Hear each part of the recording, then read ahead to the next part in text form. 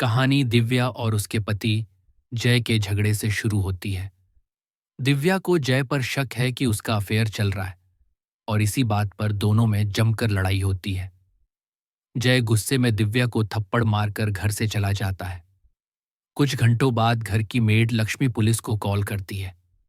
Officer Vikram मौके पर पहुंचता है तो देखता है कि दिव्या की लाश पंखे से लटकी हुई है। पहली नजर में यह सुसाइड लगता है, लेकिन विक्रम तुरंत समझ जाता है कि यह एक मर्डर है जिसे सुसाइड दिखाने की कोशिश की गई है। शक की सुई सबसे पहले पति जय पर जाती है, क्योंकि लड़ाई के बाद वही घर से गया था।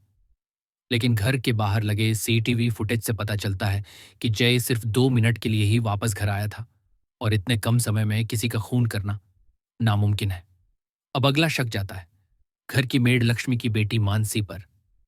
दरअसल दिव्या की मानसी से हाथापाई हुई थी, क्योंकि दिव्या ने उसकी और उसकी मां की गरीबी का मजाक उड़ाया था। मानसी कबूल करती है कि उसने गुस्से में दिव्या को धक्का दिया था, जिससे उसका सिर जमीन पर लगा और वो बेहोश हो गई। मानसी को लगता है कि दिव्या उसी वजह से मर गई, लेकिन कहानी में असली ट्विस्ट तब आता है जब पोस्टमार्टम रिपोर्ट सामने आती है। रिपोर्ट के मुताबिक दिव्या की मौत सिर की चोट से नहीं, बल्कि एक खतरनाक जहर से हुई है। इसका मतलब कातिल कोई और है। जांच आगे बढ़ती है और एक पड़ोसी की सीटीवी फुटेज से एक नया सुराग मिलता है। फुटेज में एक अनजान आदमी काले रेनकोट में दिव्या के कमरे की खिड़की से अंदर आता हुआ दिखाई देता है। अब यह साफ हो जाता है कि असली कातिल यही शख्स है। इस केस को इन्वेस्टिगेट कर रहा ऑफिसर विक्रम जय के भाई आदित्य पर शक करने लगता है, लेकिन आदित्य भी चुपके से अपनी इन्वेस्टिगेशन कर रहा था और उसने एक ऐसा सबूत ढूंढ निकाला था जो केस को पूरी तरह पलट देता है। और क्लाइमैक्स में होता है सबसे बड़ा खुलासा। कातिल कोई और नहीं, बल्कि खुद इन्वेस्टिगेटिंग ऑफिसर विक्रम है। फ्लैशबैक में पता चलता है कि सालों पहले विक्रम और दिव्या एक दूसरे से प्यार करते थे, लेकिन विक्रम ने अमीर बनने के लालच में दिव्या को धोखा दिया और एक अमीर लड़की से शादी कर ली।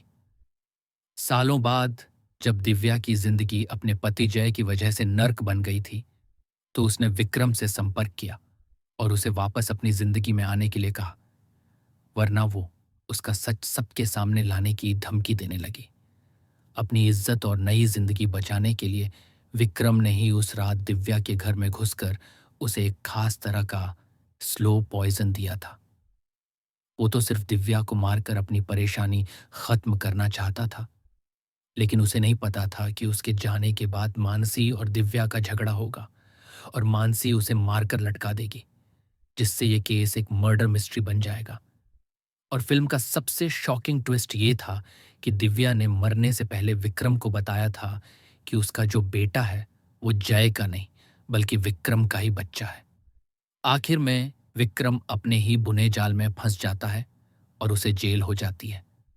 लालच में उसने न सिर्फ अपना प्यार खोया, बल्कि अपने बच्चे और अपनी पूरी जिंदगी को भी बर्बाद कर दिया। और इसी के साथ ये घुमावदार कहानी यहीं खत्म हो जाती है।